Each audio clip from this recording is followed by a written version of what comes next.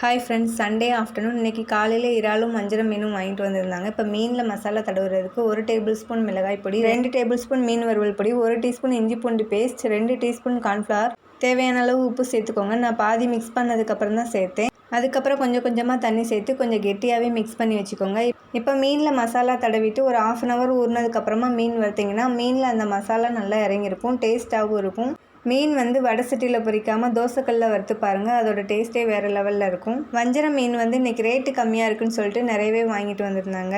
பாதி மட்டும் இப்போ வறுத்துட்டு மீதி இருக்கிறத நைட்டு வறுத்துக்கலான்னு சொல்லிட்டு ஃப்ரிட்ஜில் எடுத்து வச்சுட்டேன். இறால் கிரேவி நான் நெக்ஸ்ட்டு வர லாங் வீடியோவில் ஷேர் பண்ணுறேன். இன்றைக்கி லஞ்ச் சாப்பிட்டுட்டு ஒரு 3 மணிக்கு மேலே சரவணா ஸ்டோர் கிளம்பி போயிருந்தோம். இன்றைக்கி சண்டேன்றதுனால ரொம்ப ரஷ்ஷாக இருந்தது. ஏன்டா இன்றைக்கி போகணுன்ற மாதிரி ஆயிடுச்சு.